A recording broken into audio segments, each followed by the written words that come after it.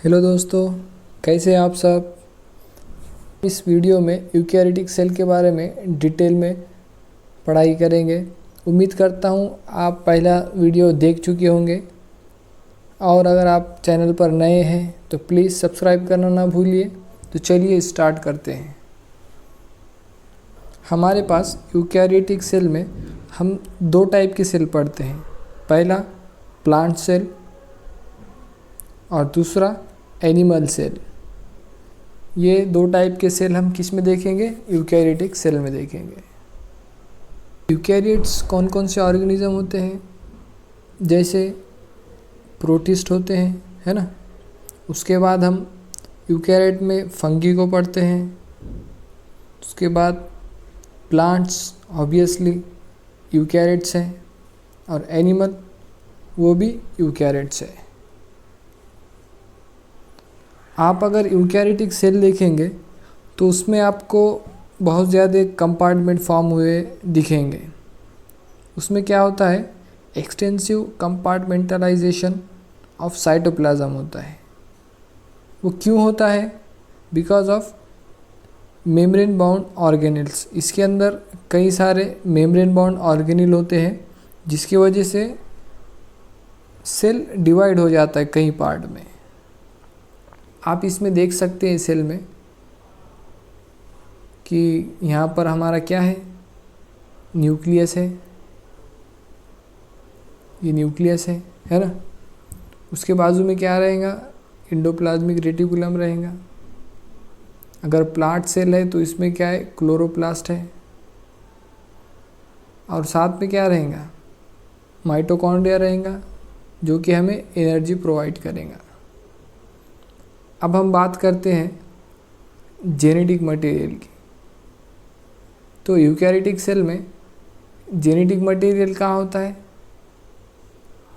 Nucleus के अंदर होता है ना। Genetic material present in the nucleus. और जेनेटिक मटेरियल किस फॉर्म में होता है? क्रोमोसोम के फॉर्म में होता है। ऑर्गेनाइज फॉर्म में होता है in the form of chromosome. अब हम अगर प्लांट सेल देखते हैं तो उसके अंदर क्या क्या होता है? कुछ स्ट्रक्चर होते हैं जैसे सेल वॉल। हमने देखा था सेल थ्योरी में कि cell wall is a feature of plant cell. उसके बाद क्या हो सकते हैं? प्लास्टिड हो सकते हैं, है ना। यहाँ पर प्लास्टिक हो गया। ये क्या है? प्लास्टिड है, ठीक है। उसके बाद क्या होते हैं? और सेंट्रल वैक्यूल होते हैं। ये तीन चीज़ें होती है। क्या है? सेल वॉल है, प्लास्टिड है और सेंट्रल वैक्यूल है। ये तीन चीज़ें एनिमल सेल में अब्सेंट रहेंगी, यानी ये नहीं रहेंगी एनिमल सेल्स में। और इसके अलावा एनिमल सेल्स में कुछ ऐसी चीज़ें रहेंगी जो कि प्लांट सेल में अब्सेंट रहेंगी। वो कौन कौन सी चीज़ें हैं? इसमें हम देखेंगे कि सेंट्रियोल जो है वो सिर्फ एनिमल सेल में रहता है। प्लांट सेल में ये क्या रहेगा? अब्सेंट रहेगा। सेंट्रियोल के बारे में हम सेल साइकिल एंड डिवीजन में डिटेल में बात करेंगे। सबसे पहले हम क्या करेंगे? सेल वॉल देखेंगे। Cell wall is a feature of plant cell, यानी हम कहाँ देख रहे हैं? प्लांट सेल के अंदर। Cell wall is non living rigid structure, है ना। ये नॉन लिविंग होती है और रिजिड होती है। ये क्या करती है? कवर्स दी प्लाज्मा मेम्ब्रेन। अंदर से क्या रहेगा? प्लाज्मा मेम्ब्रेन रहेगा और बाहर से उसको सेल वॉल कवर करेंगी। किसके अंदर रहेंगी सेल वॉल? फंगी और प्लांट्स के अंदर। Cell wall is a non living rigid structure which covers the plasma membrane present in the fungi and plants। अब इनके फंक्शन के बारे में अगर बात करें हम सेल वॉल के, तो सेल वॉल क्या क्या करती है? एक तो प्रोटेक्शन प्रोवाइड करती है, obviously it protect the cell.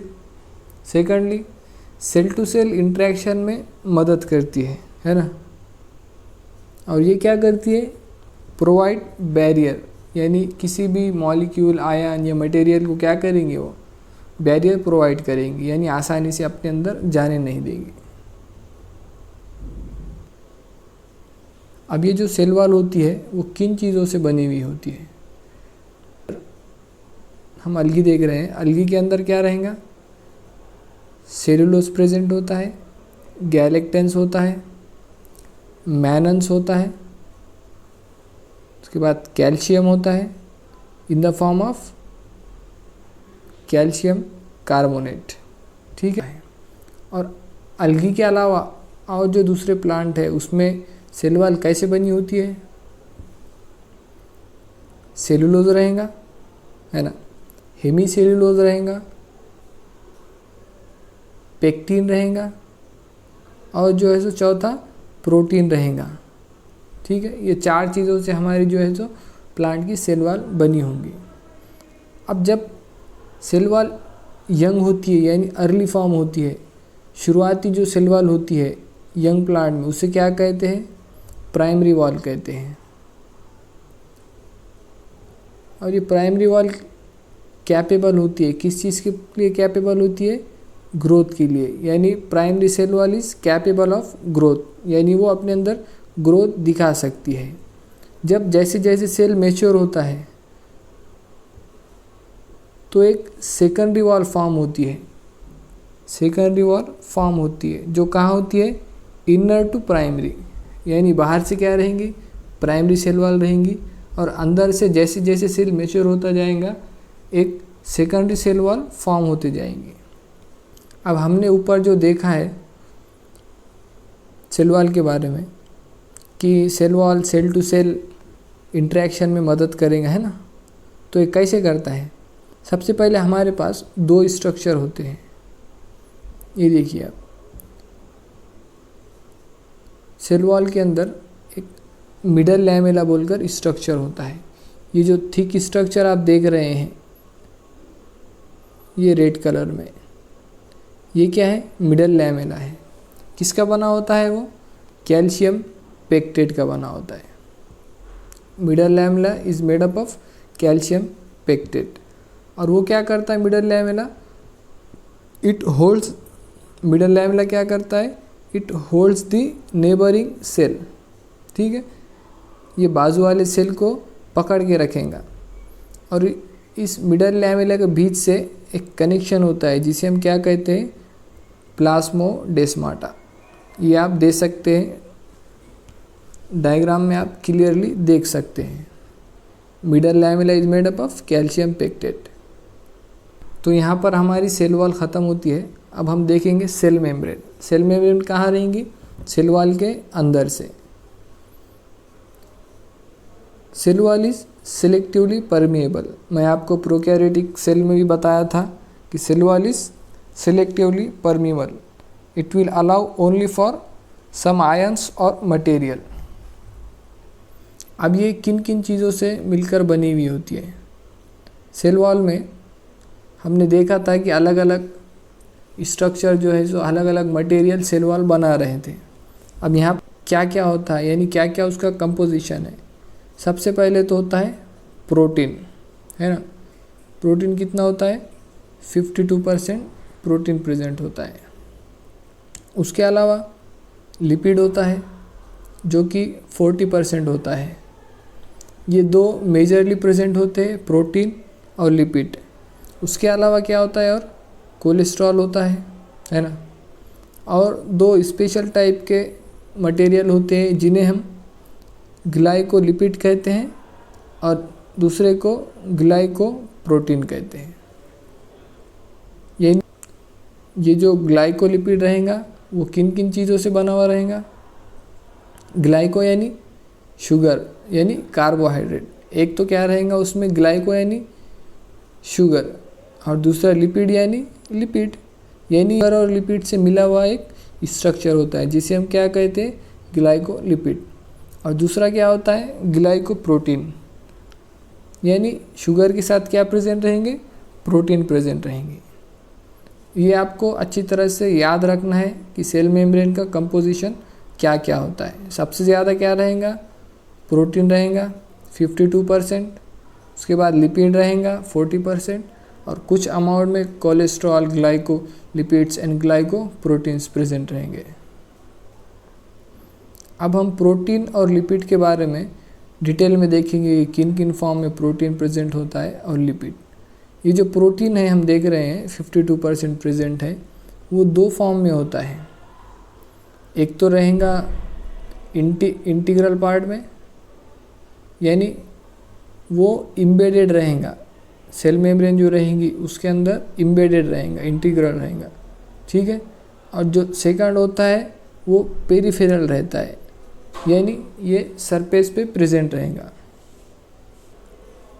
और अगर हम लिपिड की बात करते हैं तो इसमें स्पेशली कौन सा लिपिड होता है? फॉस्फोलिपिड होता है ना।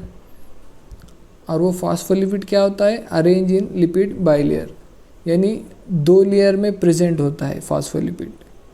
नीचे मैं आपको डायग्राम में बताऊंगा क्लियरली। ये एक लेयर है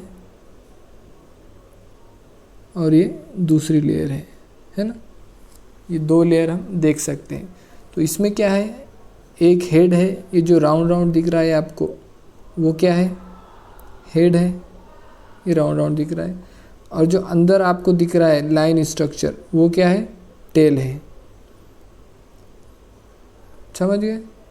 और ये जो प्रोटीन की बात किए थे हम, वो क्या है? एक इंटीग्रल प्रोटीन है, यानी वो इम्बेडेड है सेल मेम्ब्रेन के अंदर। ये देखिए इंटीग्रल प्रोटीन, ठीक है। और जो सेकंड टाइप थी जो पेरिफेरल प्रोटीन थी, वो क्या रहेंगी? सरफेस पे प्रेजेंट रहेंगी, प्रेजेंट ऑन सरफेस। चलिए हम वापस देखते हैं। ये देखिए लिपिड कैसा होता है?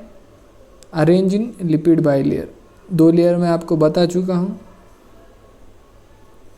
और ये जो लेयर होती है उसके 2 पार्ट बता चुका हूँ मैं आपको। एक हेड वाला जो कि पोलर पार्ट होता है ना, और एक टेल वाला जो कि अंदर से प्रेजेंट है, सेल मेम्ब्रेन के बीच में प्रेजेंट है।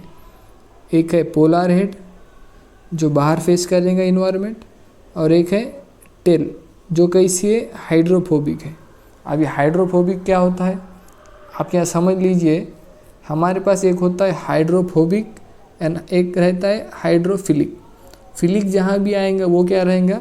फिलिक यानी लविंग, और हाइड्रोफोबिक यानी हेटिंग और नॉट लविंग। पोलर हेड कैसा रहेगा? आउटसाइड से रहेगा। और जो हमारी हाइड्रोफोबिक टेल रहेंगी वो अंदर से रहेंगी। क्यों अंदर से रहेंगी? क्योंकि वो पानी से क्या है? दूर रहना चाहती है, इसलिए अंदर रहेंगी। और बाहर इन्वायरमेंट को क्या फेस करेगा? पोलर हेड फेस करेगा।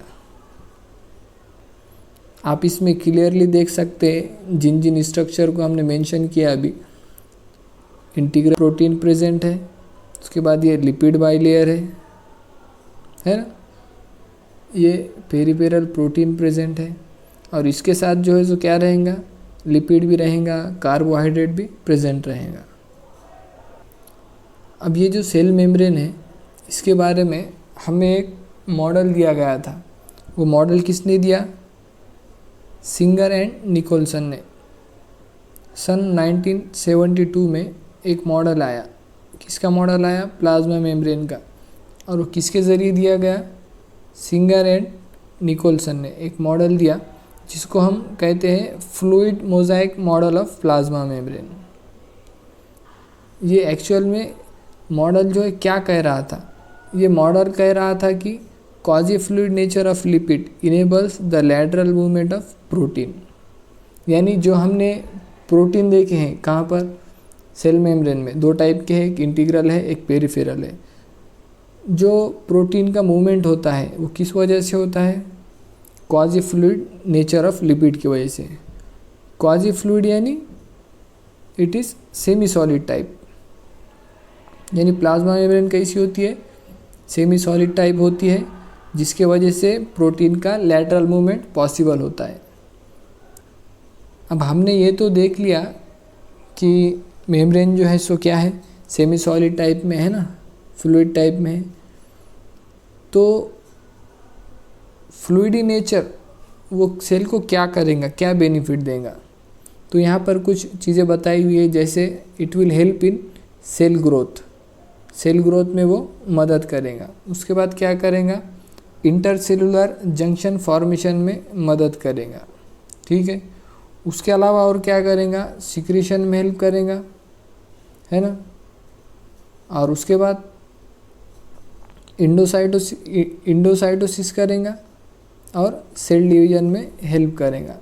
इंडोसाइटोसिस यानी किसी भी स्ट्रक्चर को अंदर लेना, सेल के अंदर लेना, है ना, इंडोसाइटोसिस। और इसके अपोजिट में क्या होता है, एक्सोसाइटोसिस, जिसके थ्रू से सेल के अंदर की चीज़ें बाहर फेंकी जाती है। अब हम देखेंगे transport across the cell membrane. अब हमारे पास बेसिकली 2 टाइप का ट्रांसपोर्ट होता है, एक होता है पैसिव ट्रांसपोर्ट और एक रहता है एक्टिव ट्रांसपोर्ट। तो पैसिव ट्रांसपोर्ट यानी जिसमें एनर्जी की नीड नहीं होती, ये कौन सा हो गया, पैसिव टाइप। और सेकंड टाइप कौन सा होता है, एक्टिव। एक्टिव ट्रांसपोर्ट में हमें एनर्जी की नीड होती है, बिना एनर्जी के वो काम नहीं करता। अब पैसिव ट्रांसपोर्ट में हमारे पास 2 तरीके से ट्रांसपोर्ट हो सकता है, एक हो सकता है सिंपल डिफ्यूजन और दूसरा क्या रहेगा, फैसिलिटेटेड डिफ्यूजन। और ये एक्टिव जो प्रोसेस है हमारे पास, एक्टिव ट्रांसपोर्ट, ये एनर्जी लेगा। उसका एग्जांपल क्या दिया हुआ है, सोडियम पोटेशियम पंप। ये क्या करता है, सोडियम पोटेशियम पंप, ये क्या करता है, 3 सोडियम को सेल के बाहर फेंकता है और 2 पोटेशियम को सेल के अंदर लेता है। और इसके लिए इसको क्या लगती है, एनर्जी की रिक्वायरमेंट होती है, इसीलिए इसे क्या कहते हैं, एक्टिव ट्रांसपोर्ट। और जो डिफ्यूजन है हमारा, बहुत सारे मॉलिक्यूल का सिंपली एक सिंपल डिफ्यूजन की तरह होता है, जैसे वाटर का। अगर वाटर का डिफ्यूजन हो तो उसको हम स्पेशल अलग नाम देकर क्या बोलते हैं, ऑस्मोसिस कहते हैं। Osmosis is nothing but it is the type of simple diffusion occurring for the water transport, उसी क्या कहेंगे हम, ऑस्मोसिस कहेंगे, है ना। अब हम देखेंगे इंडोमेम्ब्रेनस सिस्टम। इंडोमेम्ब्रेनस सिस्टम किसे कहते हैं, यानी कुछ ऐसे ऑर्गेनेल होते हैं जिनका फंक्शन जो है सो कोऑर्डिनेटेड वे में होता है, यानी एक दूसरे से लिंक होता है। यानी कोई अगर प्रोडक्ट बन रहा है तो उसे उन तमाम स्ट्रक्चर से पास होना पड़ता है प्रोसेसिंग के लिए, तो उसे क्या कहते हैं हम, इंडोमेम्ब्रेनस सिस्टम। इंडोमेम्ब्रेनस सिस्टम में क्या क्या आते हैं, पहला हो गया अपना इंडोप्लाज्मिक रेटिकुलम, ER यानी इंडोप्लाज्मिक रेटिकुलम। गोल्गी कॉम्प्लेक्स होता है और थर्डली लाइसोसोम्स होते हैं। ये तीनों हमारा किस चीज़ में आता है, इंडोमेम्ब्रेनस सिस्टम में आता है। ये कैसे काम करता है इसका हम डिटेल में आगे देखेंगे। हमने ये देखा है कि endoplasmic reticulum is a part of endomembranous system. तो अब हम इंडोप्लाज्मिक रेटिकुलम को डिटेल में देखेंगे, ठीक है। हमारे पास बेसिकली 2 टाइप के इंडोप्लाज्मिक रेटिकुलम होते हैं। किस बेसिस पे हम डिवाइड कर रहे हैं उनको, on the basis of ribosome present on their surface, ठीक है। अगर इंडोप्लाज्मिक रेटिकुलम के सरफेस पर राइबोसोम रहा तो उसे हम क्या कहेंगे, रफ इंडोप्लाज्मिक रेटिकुलम। और अगर राइबोसोम नहीं है, एब्सेंट है, तो उसे हम क्या कहेंगे, स्मूथ इंडोप्लाज्मिक रेटिकुलम। ये दोनों अलग अलग होते हैं और इनका फंक्शन भी अलग अलग होता है। अगर हम रफ इंडोप्लाज्मिक रेटिकुलम की बात करें तो ये क्या करेगा, प्रोटीन सिंथेसिस करेगा, है ना। क्यों प्रोटीन सिंथेसिस करेगा, मैंने आपको बताया है ना कि राइबोसोम क्या करता है, प्रोटीन सिंथेसिस में हेल्प करता है। तो ये राइबोसोम होने की वजह से प्रोटीन सिंथेसिस करेगा। अब स्मूथ इंडोप्लाज्मिक रेटिकुलम के पास राइबोसोम है ही नहीं, तो उन्हें क्या करने वाला है, प्रोटीन सिंथेसिस करने वाला है, बिल्कुल नहीं। तो ये क्या करता है, ये करता है synthesis of lipids and steroid hormones. तो आप क्लियरली समझ गए होंगे कि इंडोप्लाज्मिक रेटिकुलम बेसिकली 2 टाइप का होता है, एक रहता है रफ इंडोप्लाज्मिक रेटिकुलम, एक होता है स्मूथ इंडोप्लाज्मिक रेटिकुलम। ये इंडोप्लाज्मिक रेटिकुलम क्या है, बेसिकली ये नेटवर्क लाइक स्ट्रक्चर होता है जो कि अपना जो है न्यूक्लियस होता है उससे एसोसिएटेड होता है। मैं आपको पूरा आगे स्ट्रक्चर वगैरह बताऊंगा और उसका प्रोसेसिंग भी कैसा होता है वो सब हम आगे के वीडियो में देखने वाले हैं। अब हमारे पास अगला जो स्ट्रक्चर है वो क्या है, गोल्गी अपरेटस। गोल्गी अपरेटस के बारे में हमें किसने बताया? 1898 में एक साइंटिस्ट थे कैमिलो गोल्गी, उन्होंने इस गोल्गी अपरेटस की खोज की। उस वजह से उनका नाम, इस अपरेटस का नाम क्या पड़ गया? गोल्गी पड़ गया। गोल्गी अपरेटस या गोल्गी बॉडी क्या होता है? These are nothing but densely stained reticular structure होते हैं। यानी ये रेटिकुलर स्ट्रक्चर होते हैं जो हमें स्टेन करने पर बहुत गहरे दिखते हैं, डेंस दिखते हैं। और इनके अंदर क्या होता है? फ्लैट डिस्क शेप सिस्टर्नी होती है, जिनका साइज़ कितना होता है? 0.5 to 1 माइक्रोमीटर। ये आपसे पूछा जा सकता है, याद रखिए। गोल्गी अपरेटस क्या रहेगा? डेंसली स्ट्रक्चर रेटिकुलर स्ट्रक्चर है और फ्लैट डिस्क शेप सिस्टर्नी है। उसके दो पार्ट होते हैं, एक रहता है कॉन्वेक्स पार्ट जिसे हम सिस और फॉर्मिंग फेज भी कहते हैं, और दूसरा होता है कॉनकेव पार्ट जिसे हम ट्रांस और मैच्योरिंग फेज भी कहते हैं। आप इस डायग्राम में देख सकते हैं, ये देखिए, ये क्या बनाया हुआ है? यहाँ पर सिस्टर्नी बनाए हुए हैं। किस में प्रेजेंट है ये? गोल्गी अपरेटस में। ये क्या है? सिस्टर्नी। इसके दो फेस रहेंगे, एक ये रहेगा, कौन सा है ये? कॉन्वेक्स पार्ट और सिस फेस, और एक क्या रहेगा? कॉनकेव फेस रहेगा। इसे क्या कहते हैं? फॉर्मिंग फेस, है ना। अब इसे सिस फेस क्यों कहते हैं और ट्रांस फेस क्यों कहते हैं, ये सब डिटेल हम कहीं में देखेंगे? वेसिकल्स के प्रोसेसिंग में देखेंगे, ठीक है। अब इसका फंक्शन क्या होता है, गोल्गी अपरेटस का फंक्शन? तो ये जो यहाँ पर बताया गया आपको बहुत इम्पॉर्टेंट है, इसे अच्छे से समझिएगा। सबसे पहले हमारे पास क्या है? न्यूक्लियस है। सेल के अंदर क्या रहेगा? न्यूक्लियस रहेगा।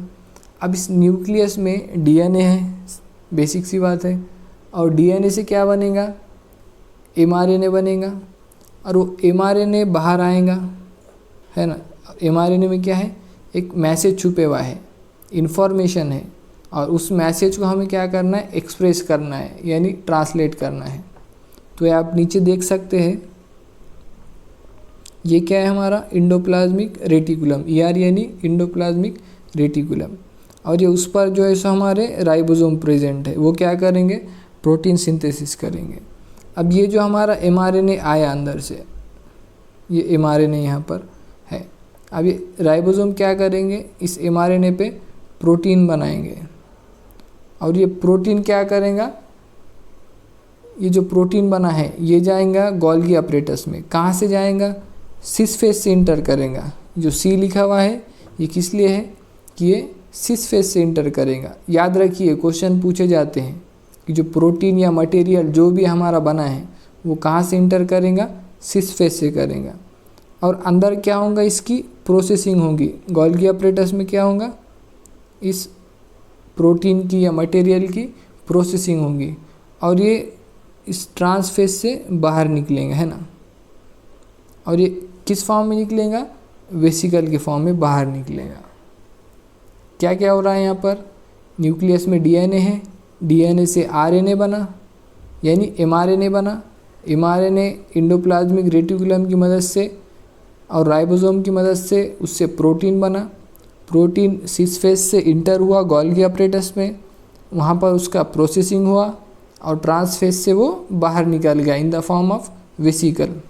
अब ये वेसिकल या तो अंदर रहेगा या इसको बाहर फेंक देंगे बेस्ड ऑन नीड, है ना। तो उम्मीद करता हूँ कि ये प्रोसेस आपको समझ में आ गया होगा, बहुत इम्पॉर्टेंट है। इससे प्रीवियस ईयर में भी क्वेश्चन आए हैं, ये कैसे कैसे और किसके बाद क्या हो रहा है असल में, ये सब चीज़ें आप जेनेटिक्स में भी देखोगे। जो मैं ये इवेंट्स की बात कर रहा था वो क्या क्या हो रहे हैं यहाँ पर बताइए आप। पहले तो इंडोप्लाज्मिक रेटिकुलम पे राइबोसोम है, उसके वजह से क्या बनेगा? प्रोटीन बना। इंडोप्लाज्मिक रेटिकुलम के बाद वो प्रोटीन कहाँ से गया? सिस फेस से इंटर हुआ, है ना। इंटर होने के बाद अंदर प्रोसेसिंग हुआ, प्रोसेसिंग होने के बाद ट्रांसफेज से बाहर निकला, और बाहर निकला किस फॉर्म में, वेसिकल के फॉर्म में।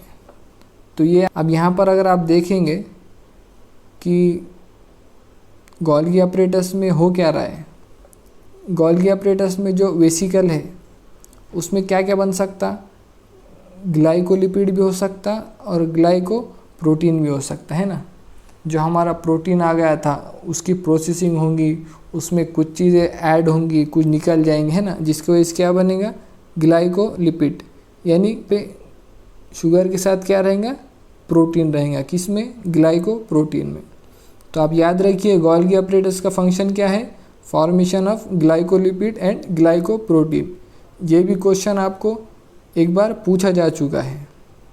तो अगला स्ट्रक्चर है हमारे पास लाइसोसोम, है ना। तो लाइसोसोम क्या होते हैं, लाइसोसोम वेसिकल्स होते हैं। जो हमने ऊपर देखा था ना कि वेसिकल्स बना है, ट्रांसफेज से निकला वेसिकल के फॉर्म में। तो जो वेसिकल है वो क्या है, रिच इन हाइड्रोलाइटिक एंजाइम। अगर ये जो वेसिकल बना है अगर वो हाइड्रोलाइटिक एंजाइम से भरा हुआ होगा तो हम उसे क्या कहेंगे, लाइसोसोम। ये लाइसोसोम भी क्या है, एक तरह का वेसिकल है जो कि एंजाइम्स है, जिसके अंदर एंजाइम्स भरे हुए हैं। और वो एंजाइम्स कौन से हैं, हाइड्रोलाइटिक। हाइड्रोलाइटिक यानी वो क्या करेंगे, किसी चीज़ में वाटर ऐड करेंगे और उसको ब्रेक कर देंगे, उसे हम क्या कहते हैं, हाइड्रोलाइटिक कहते हैं।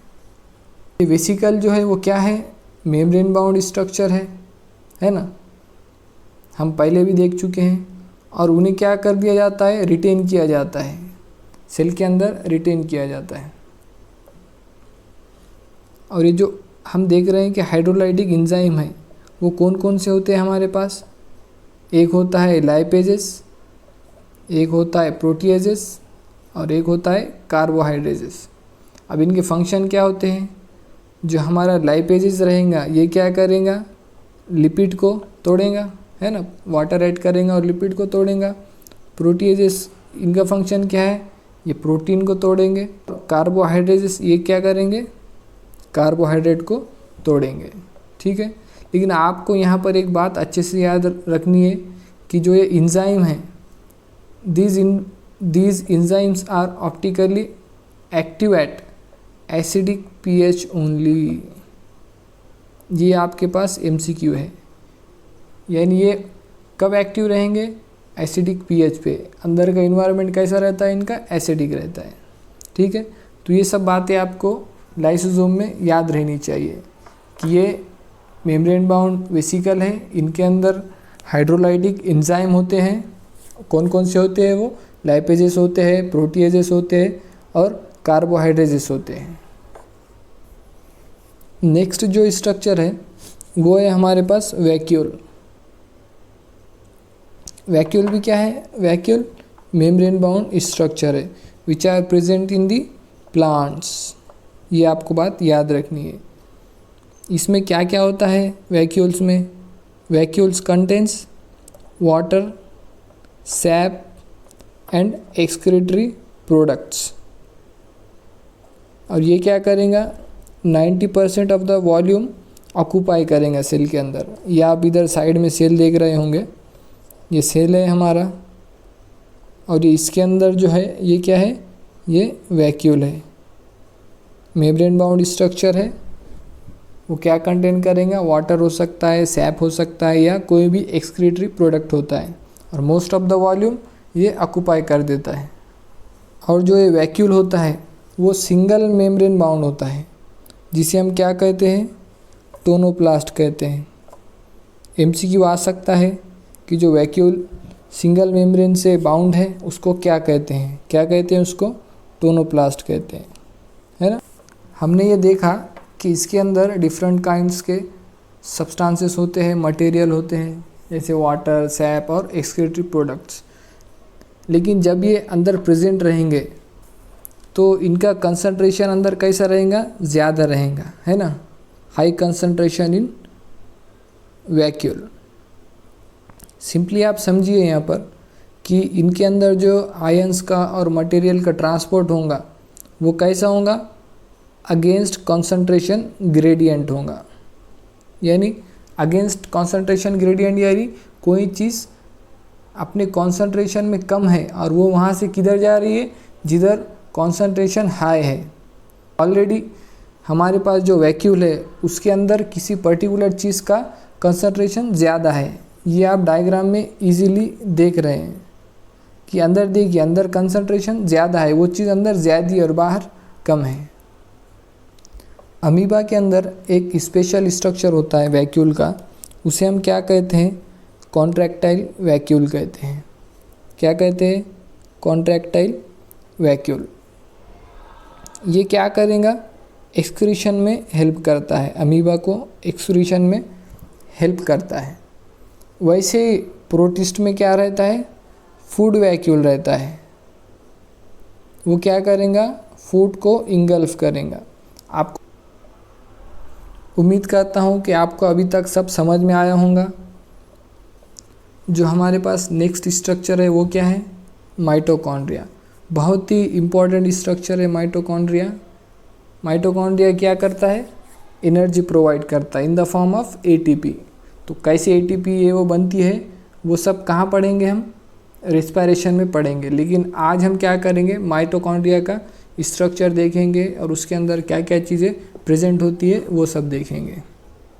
तो सबसे पहले माइटोकॉन्ड्रिया एक डबल मेम्ब्रेन बाउंड स्ट्रक्चर है ना। इसके अंदर कितनी मेम्ब्रेन रहेंगी, 2 मेम्ब्रेन रहेंगी।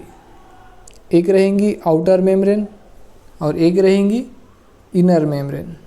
ठीक है, आउटर मेम्ब्रेन क्या करेंगी, उसकी सरफेस बनाएंगी और जो इनर मेम्ब्रेन है उसके जो है सो इनफोल्डिंग होती है उसे हम क्या कहते हैं, क्रिस्टा कहते हैं। इनर मेम्ब्रेन की इनफोल्डिंग को क्या कहेंगे, क्रिस्टा। वो क्या करते हैं, अपना सरफेस एरिया को बढ़ाते हैं। क्रिस्टा क्या करेगा, सरफेस एरिया को बढ़ाएगा। आपसे क्वेश्चन पूछा जा सकता है कि cristae are found due to और बाय आउटर मेम्ब्रेन और इनर मेम्ब्रेन, तो क्या रहेगा आपका आंसर, इनर मेम्ब्रेन। इस डायग्राम में आप क्लियर देख सकते हैं, ये यहाँ पर लेबल किया गया है। एक क्या है, आउटर मेम्ब्रेन है यहाँ पर, ठीक है, ये आउटर मेम्ब्रेन है। और ये क्या है, एक इनर मेम्ब्रेन है, यहाँ पर लेबल किया हुआ है। इनर मेम्ब्रेन क्या करेंगी, फोल्डिंग्स करेंगी, उसे हम क्या कहेंगे, क्रिस्टा। क्या कहेंगे, क्रिस्टा। और ये क्रिस्टा अपने अंदर क्या ऑक्युपाई करेगा, मैट्रिक्स। और ये जो 2 मेम्ब्रेन होती है इसके बीच में एक स्पेस होता है, उसे क्या कहते हैं हम, इंटर मेम्ब्रेन स्पेस। ठीक है, यहाँ पर लेबल किया हुआ है इंटर मेम्ब्रेन स्पेस। तो आपको इसमें क्या क्या चीज़ें देखना है, एक आउटर मेम्ब्रेन जो सरफेस बना रहा है बाहर का, एक इनर मेम्ब्रेन जिसकी फोल्डिंग हो रही है, वो क्या बना रहा है, क्रिस्टा बना रहा है। वो फोल्डिंग की वजह से अंदर एक स्पेस बनेगा, उसमें क्या रहेगा, मैट्रिक्स रहेगा। और 2 लेयर के बीच में यानी आउटर मेम्ब्रेन और इनर मेम्ब्रेन, इसके बीच में क्या रहेगा, इंटर मेम्ब्रेन स्पेस रहेगा। यहाँ पर देखिए आप, हमारे जो 2 मेम्ब्रेन है माइटोकॉन्ड्रिया के, एक है इनर मेम्ब्रेन, एक है आउटर मेम्ब्रेन। जो आउटर मेम्ब्रेन है वो क्या करेंगी, बाउंड्री बनाएंगी, है ना। और जो इनर मेम्ब्रेन है वो फिल्ड विथ मैट्रिक्स है। ये बात मैं आपको पहले भी समझा चुका हूँ। अभी जो मैट्रिक्स है उसमें क्या क्या रहने वाला है, ये जो मैट्रिक्स है उसके अंदर होता है सिंगल सर्कुलर डीएनए, एक होता है आरएनए, और क्या होता है, राइबोसोम प्रेजेंट होते हैं। राइबोसोम कौन से वाले, 70S वाले। मैं आपको बताया हूँ कि 2 टाइप के राइबोसोम होते हैं, एक होता है 70S और एक 80S। हमारा 80S कहाँ रहेगा, साइटोप्लाज्म ऑफ यूकैरियोट्स में रहेगा। लेकिन यहाँ पर क्या है, 70S, ये किसके अंदर है, माइटोकॉन्ड्रिया के अंदर।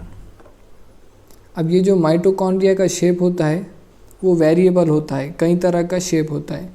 जो जनरली टिपिकली हम जो शेप देखते हैं वो कौन सा होता है, सॉसेज शेप होता है और सिलेंड्रिकल शेप होता है उसका, जिसका डायमीटर कितना होता है, 0.2 to 1 माइक्रोमीटर, और लेंथ कितनी होती है 1 to 4.1 माइक्रोमीटर। ये सब आपको याद रहना चाहिए। आपको मैच द कॉलम के फॉर्म में आ सकता है कि आपको एक बात याद रखनी है यहाँ पर कि जो माइटोकॉन्ड्रिया है वो डिवाइड करते हैं बाय फिजन से। ये बात याद रखिए, माइटोकॉन्ड्रिया क्या करेगा, फिजन से डिवाइड करेगा। यानी एक जो माइटोकॉन्ड्रिया रहेगा वो साइज़ में बड़ा होगा और 2 में डिवाइड हो जाएगा। ठीक है, अब हम बात करते हैं फंक्शन की। माइटोकॉन्ड्रिया क्या फंक्शन होता है? It is the site of aerobic respiration, है ना। मैं आपको पहले भी बता चुका हूँ कि ये सेलुलर एनर्जी बनाएगा in the form of ATP. वो कैसे बनाता है एटीपी? जो हमारा ईटीएस होता है, इलेक्ट्रॉन ट्रांसपोर्ट सिस्टम और इलेक्ट्रॉन ट्रांसपोर्ट चेन, उसके अंदर हमारा एटीपी बनता है। वो सब कहाँ आने वाला है? रिस्पायरेशन में आने वाला है। इसीलिए हम क्या कहते हैं माइटोकॉन्ड्रिया को? Power house of the cell, one of the important structure. ये क्या करेगा? हमें एनर्जी प्रोवाइड करेगा। अब हमारा जो नेक्स्ट स्ट्रक्चर है वो क्या है? प्लास्टिड्स। ये कहाँ रहते हैं? प्लांट्स एंड यूग्लिनाइट्स में रहते हैं। एनिमल में रहेगा कि ये नहीं रहेगा? Plants and यूग्लिनाइट्स। अब इनमें क्या होता है? इनके अंदर कुछ स्पेसिफिक पिगमेंट प्रेजेंट होते हैं। उस बेसिस पे इन्हें 3 कैटेगरी में डिवाइड कर दिया गया है। वो कौन कौन सी है? नंबर 1 क्लोरोप्लास्ट, है ना। नंबर 2 क्रोमोप्लास्ट, और नंबर 3 क्या रहेगा? अपना ल्यूकोप्लास्ट। किस बेसिस पे डिवाइड करें हम इसे? On the basis of specific pigment present in them. ठीक है, तो सबसे पहले क्या है हमारा? क्लोरोप्लास्ट है। क्लोरोप्लास्ट के पास क्या रहेगा? कौन से पिगमेंट रहेंगे? क्लोरोफिल रहेगा, जाहिर सी बात है। और क्या रहेगा? कैरोटीनाइड। Chlorophyll and carotenoid. अब ये क्लोरोफिल और कैरोटीनाइड क्या करेंगे? ये क्या करेंगे? लाइट को ट्रैप करेंगे, है ना। These are involve in trapping of light. ये हम कहाँ देखते हैं? फोटोसिंथेसिस में देखते हैं। यहाँ पर आप देख रहे होंगे कि हमारा क्लोरोफिल क्या कर रहा है? लाइट को ट्रैप करने में मदद कर रहा है। वो किस लिए? फोटोसिंथेसिस के लिए यहाँ पर। उसके बाद क्या है? क्रोमोप्लास्ट। क्रोमोप्लास्ट में क्या रहेगा? स्पेशली क्या रहते हैं अंदर? कैरोटीनाइड पिगमेंट रहते हैं। उनके 2 कैटेगरी कौन सी है? एक होता है कैरोटीन और एक होता है ज़ैंथोफिल। ठीक है, ये क्या करेंगे? Orange and yellow colour provide करेंगे। किसी भी लीफ को क्या करते हैं ये? या तो ऑरेंज या येलो कलर प्रोवाइड करेंगे। हम 2 स्ट्रक्चर देख चुके हैं। एक है क्लोरोप्लास्ट, सेकंड है क्रोमोप्लास्ट, और थर्ड क्या है हमारे पास? ल्यूकोप्लास्ट। ल्यूकोप्लास्ट क्या है? Leucoplast are the colourless plastid. यहाँ पर आप देख रहे होंगे ये क्या काम करेंगे? ये स्टोरेज का काम करते हैं। अब वो क्या स्टोर कर रहे हैं? इस बेसिस पे हमने उन्हें क्या किया है? 3 कैटेगरी में डिवाइड कर दिया है। पहले हमने क्या किए कि जो प्लास्टिड है उनको 3 कैटेगरी में डिवाइड किए on the basis of pigment they contain. और अब हम क्या कर रहे हैं? ल्यूकोप्लास्ट यानी जो कलरलेस प्लास्टिड है उनको और 3 कैटेगरी में डिवाइड कर रहे हैं। वो कौन कौन से कैटेगरी है? एक है अमाइलोप्लास्ट, एक है एलियोप्लास्ट, और थर्ड वाली क्या है? एल्यूरोप्लास्ट। अब ये क्या क्या स्टोर करेंगे? अमाइलोप्लास्ट कार्बोहाइड्रेट स्टोर करेगा such as in potato. Elaioplast क्या करेगा? ये स्टोर करेगा ऑयल एंड फैट्स। और एल्यूरोप्लास्ट आपका प्रोटीन स्टोर करेगा। ठीक है, तो ये हमने देखा है किसके? प्लास्टिड के बारे में, है ना। तो आप इसकी स्क्रीनशॉट भी ले सकते हैं। बहुत ही कंसाइज नोट है, ये आपको डायरेक्ट एग्ज़ाम में आपके रिवीजन के लिए डायरेक्ट हेल्प करेंगे आपको। अब हम क्या करेंगे, क्लोरोप्लास्ट को डिटेल में देखेंगे। क्लोरोप्लास्ट कहाँ प्रेजेंट होता है? मेसोफिल सेल ऑफ लीव्स में, है ना। लीव्स में कुछ टाइप के सेल होते हैं, उनमें से एक टाइप का कौन सा है? मेसोफिल सेल होता है। उसके अंदर क्या रहेगा? हमारा क्लोरोप्लास्ट रहेगा। उसके अगर शेप की बात करें हम तो कैसा रहेगा? लेंस शेप रहेगा, ओवल रहेगा एंड स्फेरिकल रहेगा, या डिस्कॉइड भी हो सकता है। इसके डायमेंशन की बात करें तो ये कितना है? 5 से 10 माइक्रोमीटर इन लेंथ, और विड्थ कितनी है इसकी? 2 to 4 माइक्रोमीटर। क्या है क्लोरोप्लास्ट?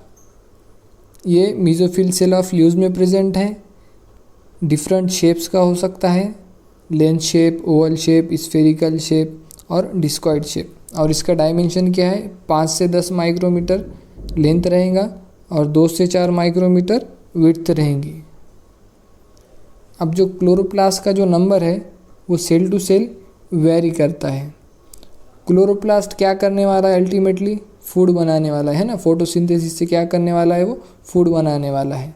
तो इसलिए जहाँ पर नीड ज़्यादा होंगी वहाँ पर ज़्यादा रहेंगे, और जहाँ पर नीड कम है तो कम रहेंगी, क्योंकि फूड कम लगने वाला है। तो अगर हम कम की बात करते हैं तो क्लोरोप्लास्ट 1 पर सेल, यानी सेल में सिर्फ एक क्लोरोप्लास्ट, वो कहाँ रहेगा? क्लाइमेडोमोनास के अंदर, ठीक है। अगर हम 20 से 40 क्लोरोप्लास्ट पर सेल देखें तो वो कहाँ पर प्रेजेंट रहेगा? ग्रीन algae के अंदर।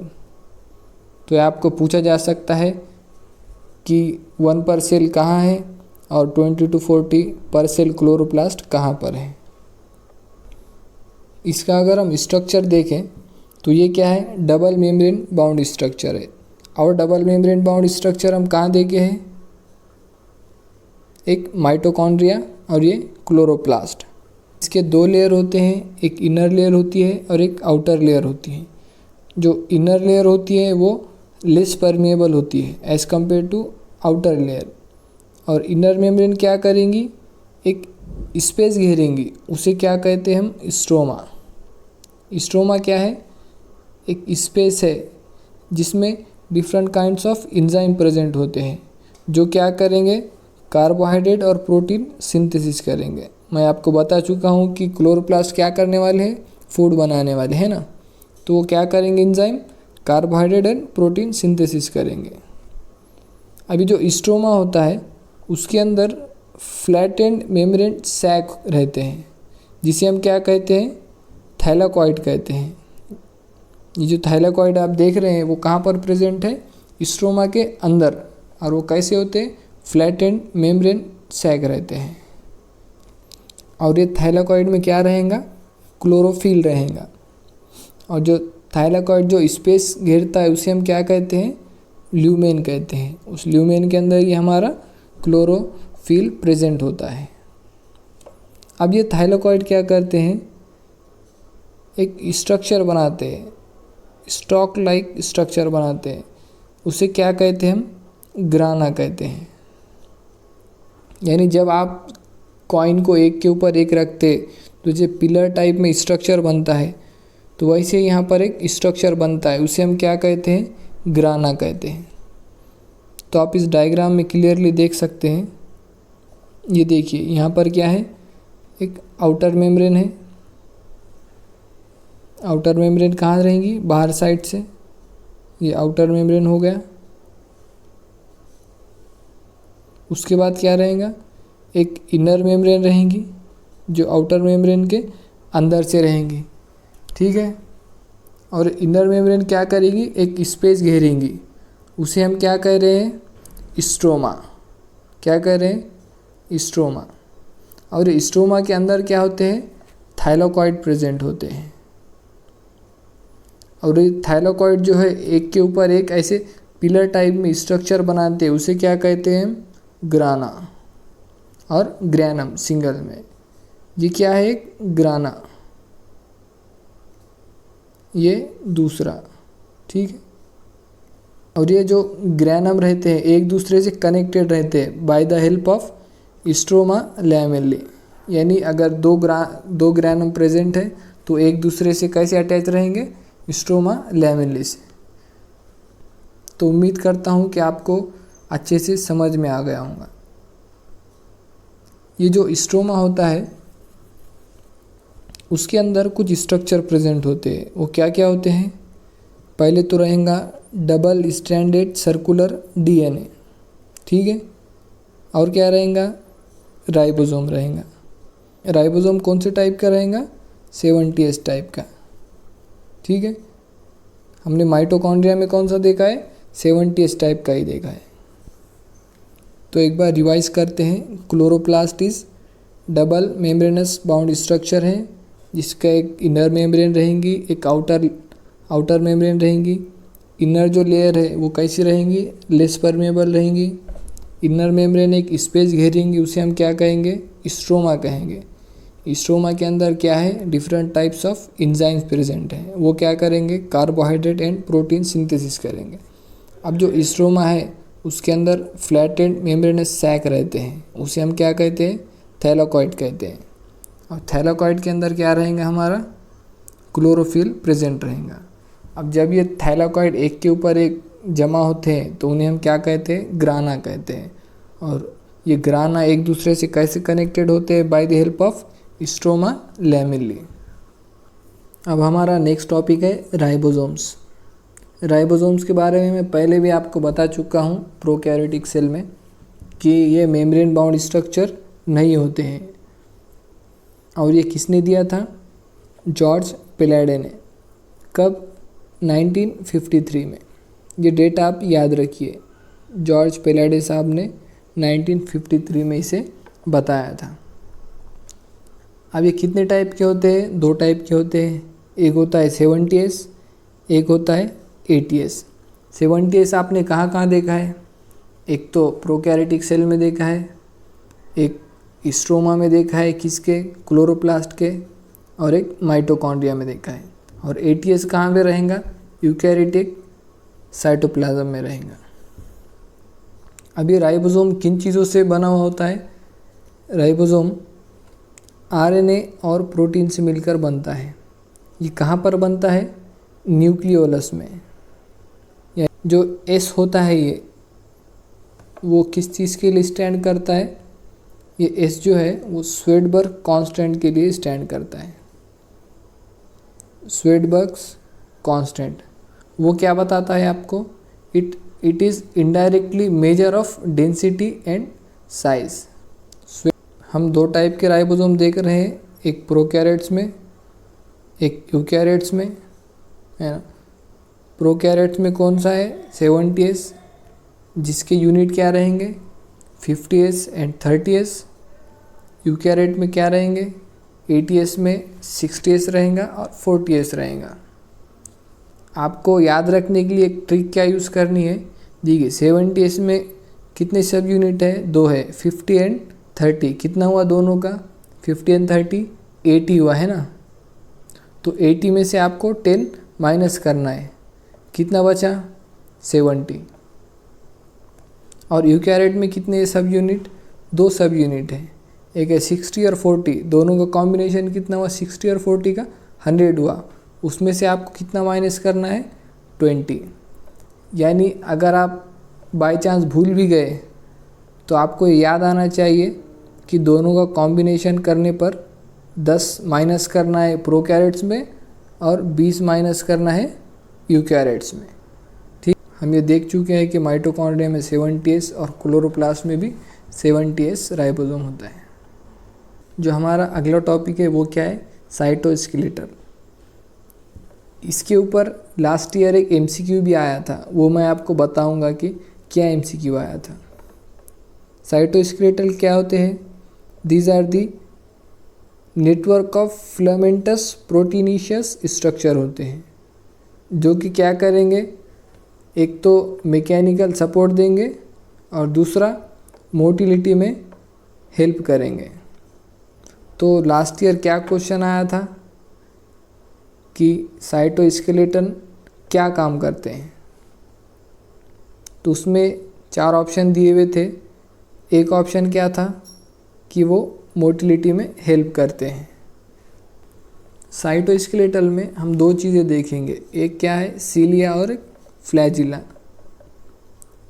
सीलिया and flagella basically these are the outgrowth of cell membrane. ये कहाँ की बात हो रही है? यूकैरियोट्स की बात हो रही है। प्रोकैरियोटिक फ्लैजिला कहाँ से आता है? वो सेल वॉल से आता है, और यहाँ पर कहाँ से आ रहा है? सेल मेम्ब्रेन से आ रहा है। ये बात याद रखिए। This cilia and flagella emerges from the centriole like structure called basal body, यानी बेसल बॉडी से ये इमर्ज करेंगे। और ये बेसल बॉडी कहाँ से आने वाली है? सेंट्रियोल से बनने वाली है। This structure emerges from the centriole like structure called basal body. अब ये दोनों के अपने अपने अलग अलग फंक्शन रहेंगे। जो सीलिया होता है वो क्या करेगा? सीलिया छोटा होता है इसलिए वो क्या करेगा? या तो सेल मूवमेंट करेगा या सराउंडिंग फ्लूइड की मूवमेंट कराएगा। क्या कर रहा है? सेल मूवमेंट करा रहा है या तो सराउंडिंग फ्लूइड को मूवमेंट करा रहा है। यानी इट लाइक एज ओर, जो चप्पू होता है ना अपना, उसकी तरह ये एक्ट कर रहा है। और फ्लैजिला है वो क्या करेगा? सेल मूवमेंट करेगा।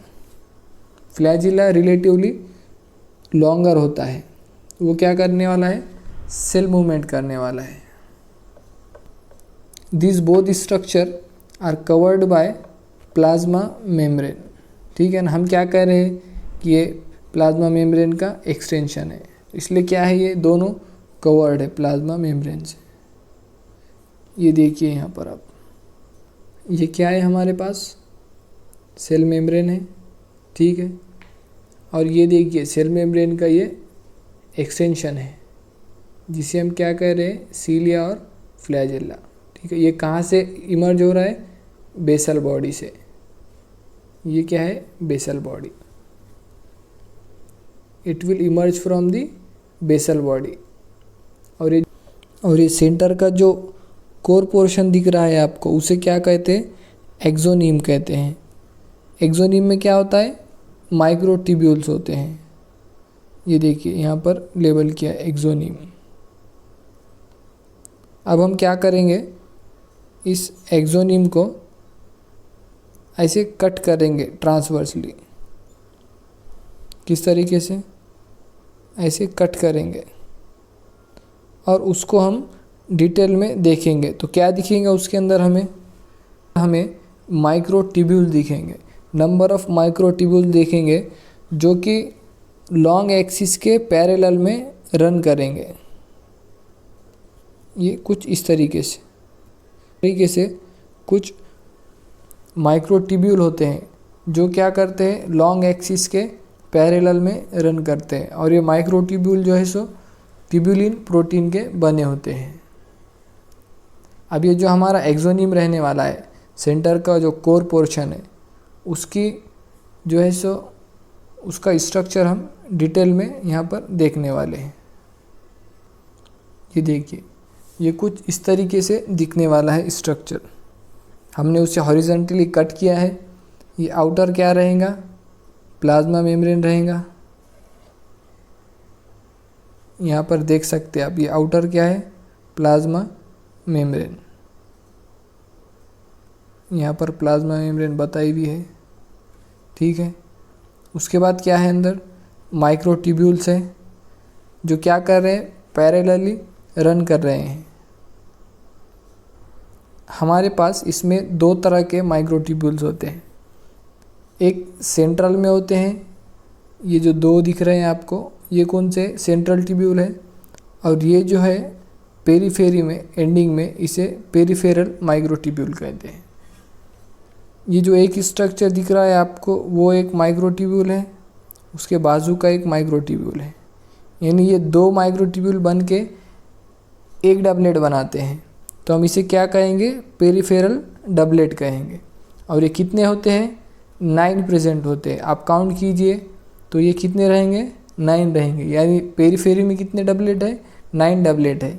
लेकिन सेंटर में जो दो माइक्रोट्यूब्यूल होते हैं वो कनेक्ट होते हैं किसकी मदद से, ब्रिज की मदद से। ये जो आप ग्रीन कलर में देख रहे हैं स्ट्रक्चर, ये क्या है, ब्रिज है। और ये जो सेंट्रल माइक्रोट्यूब्यूल होते हैं ये कवर होते हैं, किससे कवर होते हैं, सेंट्रल शीथ से।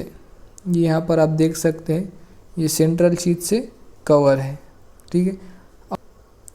ये जो पेरिफेरल डबलेट होते हैं ये एक दूसरे से कैसे कनेक्ट होते हैं, लिंकर से कनेक्ट होते हैं, यहाँ पर आप देख सकते हैं, है ना। जिन्हें और क्या कहा गया है, इंटर डबलेट ब्रिज कहा गया है, और जिसे हम लिंकर भी कहते हैं। अब क्या होगा, ये पेरिफेरल के जो माइक्रोट्यूब्यूल है वो सेंट्रल शीथ से अटैच रहेंगे, है ना। आप यहाँ से देख सकते हैं, ये जो दिख रहा है आपको, इसे क्या कहते हैं हम, इसे रेडियल स्पोक कहते हैं, ठीक है। तो ये एक स्ट्रक्चर रहेगा सीलिया और फ्लैजिला का। इसमें हमें क्या क्या चीज़ें देखनी है कि 9 पेरिफेरल डबलेट है, 1 पेयर ऑफ माइक्रोट्यूब्यूल सेंटर में है, वो दोनों एक दूसरे से ब्रिज की मदद से कनेक्टेड है ना। उन्हें सेंट्रल शीथ सराउंड कर रहा है। पेरिफेरल माइक्रोट्यूब्यूल और सेंट्रल माइक्रोट्यूब्यूल, इन दोनों के बीच में कैसे कनेक्शन हो रहा है, रेडियल स्पोक की मदद से। यानी ये कहाँ पर अटैच होने वाले हैं, सेंट्रल शीथ पर। ये जो सेंट्रल शीथ दिख रहे हैं आपको, वहाँ पर रेडियल स्पोक जाकर अटैच होगा। और ये जो पेरिफेरल डबलेट है वो एक दूसरे से कैसे अटैच है, लिंकर से। बस यही सारी चीज़ें थी जो आपको आना चाहिए। आपने देखा एक्सोनिम का स्ट्रक्चर कि उसमें क्या है, 9 पेरिफेरल डबलेट है ना, पेरीफेरी पे, और 1 पेयर कहाँ पर है, सेंटर में। यानी 9 पेयर ऑफ डबलेट पेरीफेरी पे और 1 पेयर ऑफ डबलेट कहाँ पर है, सेंटर में प्रेजेंट है। 9 पेरीफेरी और एक सेंटर पे, इसीलिए इसे क्या कहते हैं, 9+2 अरेंजमेंट। यानी 9 पेरीफेरल डबलेट और सेंटर में क्या है, 2 माइक्रोट्यूब्यूल है, तो इसे क्या करें, 9+2 अरेंजमेंट। अब हमारा जो अगला स्ट्रक्चर है वो क्या है, सेंट्रोसोम एंड सेंट्रियोल। इसे भी हम डिटेल में देखेंगे। सबसे पहले आप जान लीजिए कि सेंट्रोसोम क्या होता है। सेंट्रोसोम एक ऐसा स्ट्रक्चर होता है जिसके अंदर 2 सेंट्रियोल प्रेजेंट रहते हैं। यानी एक सेंट्रोसोम 2 सेंट्रियोल से मिलकर बनेगा। ये आप डायग्राम में देख सकते हैं। और सेंट्रियोल क्या होते हैं, दीज आर सिलेंड्रिकल स्ट्रक्चर्स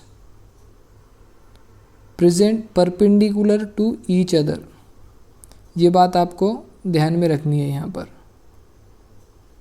ये डायग्राम में क्लियरली बताया गया है कि 2 सेंट्रियोल है, ये वाला और ये वाला, और वो कैसे परपेंडिकुलर टू ईच अदर है। और वो किससे सराउंड है, पेरीसेंट्रियोलर मैट्रिक्स से। ये जो है ना, इसे क्या कहते हैं, पेरीसेंट्रियोलर मटेरियल कहते हैं। ये कैसा होता है, अमार्फस होता है। पेरी यानी अराउंड एंड सेंट्रियोलर यानी सेंट्रियोल के अराउंड, पेरीसेंट्रियोलर मैट्रिक्स, जिसका नेचर कैसा है, अमार्फस है। अब हम इसका स्ट्रक्चर देखेंगे।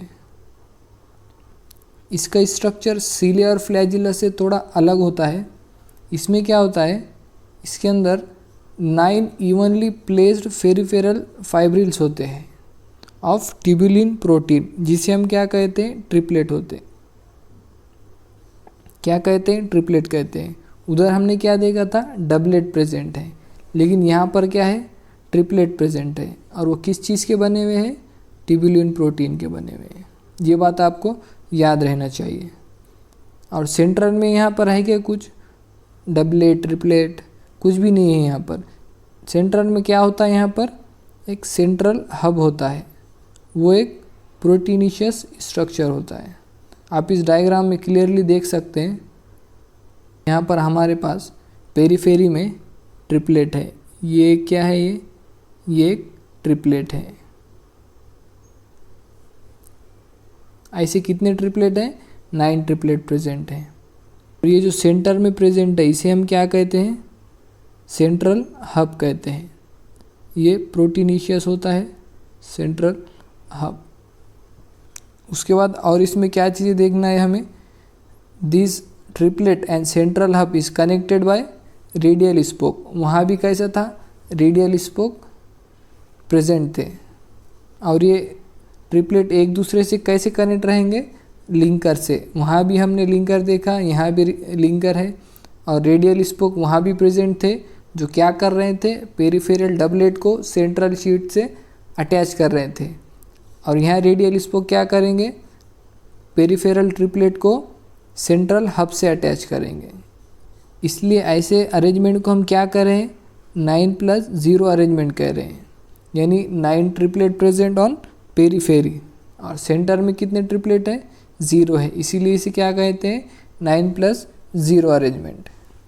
ये सेंट्रियोल क्या फॉर्म करेगा? Centriole will form the basal body of cilia and flagella. और क्या करता है? स्पिंडल फाइबर फॉर्म करता है।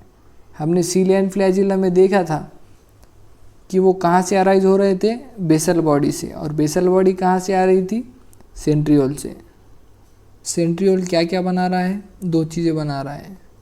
एक बेसल बॉडी बना रहा है और एक स्पिंडल अपरेटस। स्पिंडल अपरेटस कहाँ काम आएगा? सेल डिवीजन में काम आएगा। तो आप याद रखिए बेसल बॉडी में कौन सा अरेंजमेंट रहेगा? 9+0। क्यों? क्योंकि वो सेंट्रियोल से आ रही है और सेंट्रियोल का अरेंजमेंट क्या है? 9+0। बाकी जो फिलामेंट रहेगा फ्लैजिला का, उसका एक्सोनियम में कौन सा स्ट्रक्चर रहेगा? 9+2 वाला अरेंजमेंट रहेगा। अगला जो स्ट्रक्चर है हमारा वो है न्यूक्लियस। न्यूक्लियस यानी बॉस। इसकी खोज कब हुई थी? 1831 में। किसने किया था? रॉबर्ट ब्राउन साहब ने। रॉबर्ट ब्राउन नाम के एक साइंटिस्ट थे, उन्होंने 1831 में न्यूक्लियस की खोज की। अब हम अगर न्यूक्लियस को इंटरफेज में देखते हैं तो हमें क्या क्या नज़र आता है?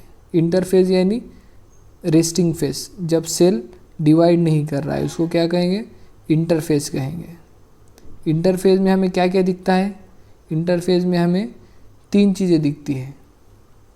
एक दिखता है न्यूक्लियोप्लाज्म, या न्यूक्लियस में जो स्पेस रहेगा जिसमें बाकी के स्ट्रक्चर प्रेजेंट रहेंगे।